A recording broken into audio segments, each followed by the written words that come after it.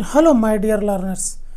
आज के हिस्ट्री के लॉन्ग क्वेश्चन के पेपर को देखकर मेरे को यही लगा कि जो मैंने सजेशन दिया था आपको हिस्ट्री का लॉन्ग क्वेश्चन का, बोर्ड ने वहीं से क्या किया है, सारा क्वेश्चन उतार कर पेपर में छाप दिया है।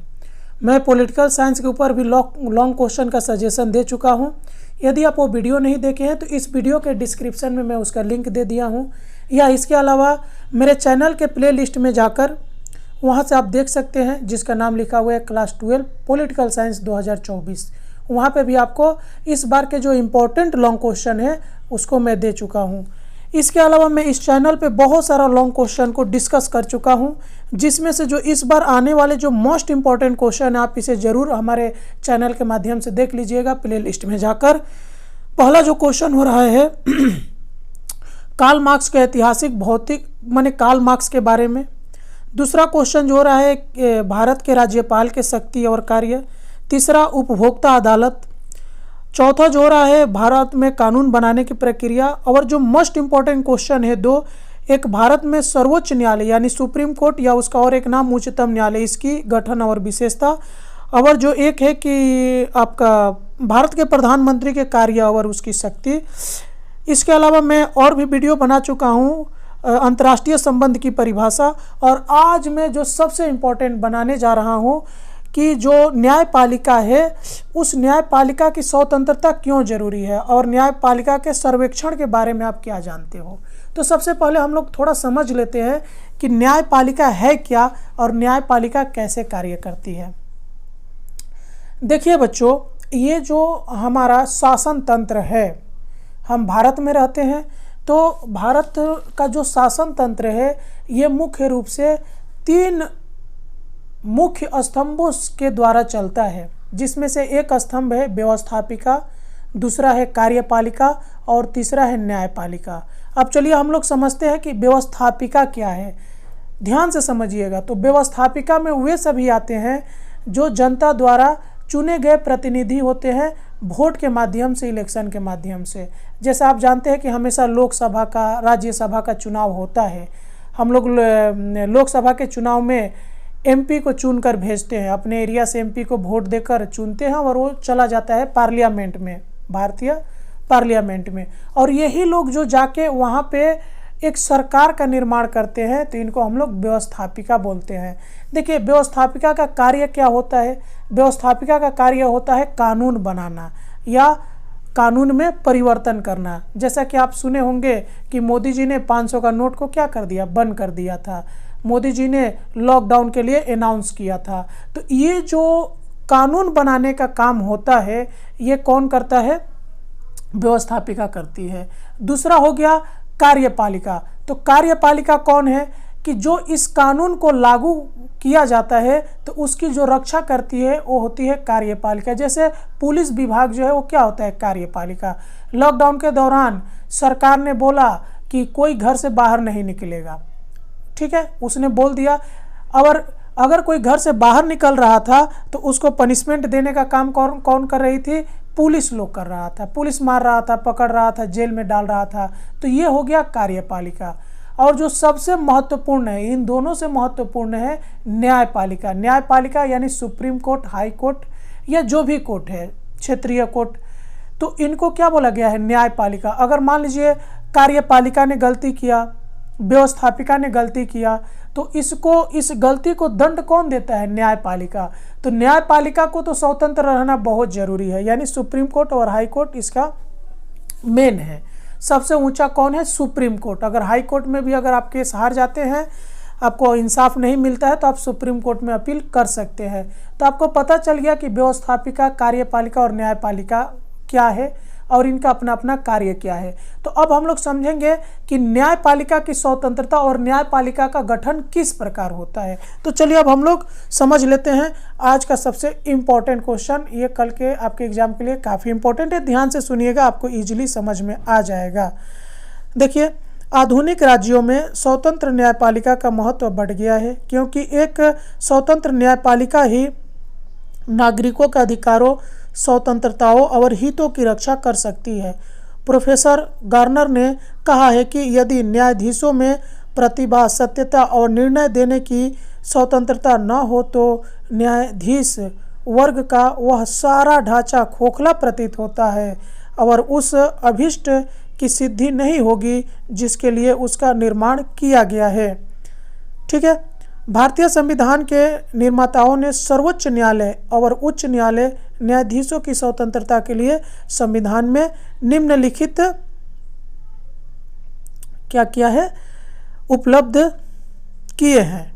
न्यायाधीशों की नियुक्ति। न्यायाधीशों की नियुक्ति का भार राष्ट्रपति को सौंपा गया है, जो कि नियुक्तियों में आवश्यकता अनुसार मुख्य न्यायाधीश और अन्य न्यायाधीशों से परामर्श लेता है। 2 नंबर, कार्य अवधि की सुरक्षा, यानी न्यायाधीशों का कार्यकाल न केवल लंबा माने 65 वर्ष की उम्र तक पदों पर रहते हैं। ये पूछा जाता है कि न्यायाधीशों का कार्यकाल कितने वर्ष तक होता है, ये शॉर्ट क्वेश्चन भी बन रहा है। वरन उन्हें कार्यपालिका पदच्युत भी नहीं कर सकती। संसद द्वारा महाभियोग की प्रक्रिया द्वारा ही उन्हें हटाया जा सकता है। पर्याप्त वेतन और संसदीय नियंत्रण से परे, यानी न्यायाधीशों को उनके पद की प्रतिष्ठा एवं स्थिति के अनुकूल वेतन दिया जाता है। संशोधित व्यवस्था के अनुसार मुख्य न्यायाधीश को 33,000 रुपये तथा अन्य न्यायाधीशों को 30,000 रुपये प्रति माह वेतन दिया जाता है। न्यायाधीशों के वेतन एवं भत्ते भारत की संचित निधि से दिए जाते हैं। इस निधि से वेतन दिए जाने वाले अधिकारियों के वेतन भत्ते में संसद मतदान करके कमी नहीं कर सकती। केवल आपातकाल में ही उनके वेतन में कमी की जा सकती है। उपर्युक्त के अलावा संसद में मार्च 1988 ईस्वी में न्यायाधीश सेवा अधिनियम बनाया गया, जिसके अंतर्गत उच्च और सर्वोच्च न्यायालय के न्यायाधीशों के परिवहन और अन्य भत्ते पर मुक्त कर दिए गए हैं तथा सेवानिवृत्त उन्हें लाख रुपए की ग्रेच्युटी दी जाएगी। उन युक्तियाँ यानी संसद अथवा कार्यपालिका सर्वोच्च न्यायालय के उन निर्णयों पर जो उनसे कर्तव्य पालन करते हुए दिए हैं विचार नहीं कर सकती। आगे देखिए 5 नंबर, कर्मचारी वर्ग पर नियंत्रण। न्यायालय में कर्मचारी वर्ग पर सर्वोच्च न्यायालय का नियंत्रण है। इसके कर्मचारी न्यायाधीश की नियुक्ति करते हैं और वे ही उनकी सेवा शर्तें निश्चित करते हैं। कार्य प्रणाली के लिए नियम बनाना, यानी सर्वोच्च न्यायालय अपनी कार्य प्रणाली के लिए स्वयं ही नियम बनाता है, यद्यपि वे संसद द्वारा मान्य और राष्ट्रपति द्वारा मनोनीत होने चाहिए। अवकाश प्राप्ति के बाद वकालत पर प्रतिबंध। सर्वोच्च न्यायालय के न्यायाधीश अवकाश प्राप्त करने पर कहीं वकालत नहीं कर सकते, इसीलिए कि भूतपूर्व न्यायाधीशों के प्रभाव से बच सके। हाँ, उन्हें किसी विशेष जांच आयोग का अध्यक्ष एवं सदस्य नियुक्त किया जा सकता है। ठीक है। अब हम लोग देख लेते हैं कि न्यायपालिका की स्वतंत्रता क्यों जरूरी है। तो इसको देख लीजिए। किसी भी लोकतांत्रिक तथा संगठनात्मक शासन में एक स्वतंत्र न्यायपालिका का होना जरूरी है। न्यायपालिका स्वतंत्र एवं निरपेक्ष होनी चाहिए। उनके विवेक तथा कर्तव्य में किसी प्रकार का हस्तक्षेप नहीं होना चाहिए। वह विधायिकी तथा कार्यपालिका के उन आदेशों को जो संविधान के विपरीत असंवैधानिक घोषित करती है। न्यायपालिका की स्वतंत्रता के साधन। न्यायाधीशों की योग्यता। न्यायपालिका की स्वतंत्रता को बनाए रखने के लिए उन व्यक्तियों को ही न्यायाधीश के पद पर नियुक्त किया जाता है जो उस पद के लिए आवश्यक योग्यता रखते हैं। एक योग्य न्यायाधीश को कुशाग्र बुद्धि वाला, समदर्शी, निष्पक्ष, सच्चरित्र आदि गुणों वाला होना चाहिए। न्यायाधीशों की नियुक्ति। न्यायपालिका को स्वतंत्र बनाए रखने के लिए न्यायाधीशों की नियुक्ति में उचित प्रणाली को अपनाना चाहिए। न्यायाधीशों की नियुक्ति 3 प्रकार की होती है। 1 नंबर, जनता द्वारा, व्यवस्थापिका द्वारा, कार्यपालिका द्वारा। जनता तथा व्यवस्थापिका द्वारा न्यायाधीशों की नियुक्ति होने पर वे निष्पक्ष तथा स्वतंत्र नहीं रह सकते, अतः कार्यपालिका द्वारा नियुक्ति का ही उत्तम तरीका है। पदच्युति का तरीका, यानी उन्हें रिमूवल करने का। कभी कभी न्यायाधीश अपनी शक्ति का दुरुपयोग करने लगते हैं, अतः ऐसे न्यायाधीशों को हटाने के लिए स्पष्ट व्याख्या होनी चाहिए। उचित वेतन। कार्यपालिका की स्वतंत्रता तथा निष्पक्षता को बनाए रखने के लिए यह जरूरी है कि उनको उचित एवं पर्याप्त वेतन तथा भत्ता मिले। यदि उनका जीवन अभावग्रस्त रहेगा तो वे प्रलोभन का शिकार हो सकते हैं। न्यायाधीशों का कार्यकाल। न्यायपालिका की स्वतंत्रता तथा निष्पक्षता को बनाए रखने के लिए उनके पद अवधि को स्पष्ट कर देना चाहिए। न्यायाधीशों को उस समय तक अपने पद पर बने रहना चाहिए जब तक उनका आचरण तथा व्यवहार अच्छा हो। पद की अवधि छोटी होने पर वे अपने पद का दुरुपयोग करेंगे और स्वतंत्र तथा निष्पक्ष नहीं रह सकेंगे। शक्ति पृथक्करण की व्याख्या। न्यायपालिका की स्वतंत्रता के लिए शक्तियों का उचित विभाजन हो। न्यायपालिका को व्यवस्थापिका तथा कार्यपालिका से स्वतंत्र रहने का प्रयास होना चाहिए। अधिकांश देशों में न्यायपालिका को कार्यपालिका से अलग रखा गया है। राज्य के नीति निर्देशक तत्वों के अंतर्गत न्यायपालिका तथा कार्यपालिका के पृथक्करण की व्याख्या की गई है।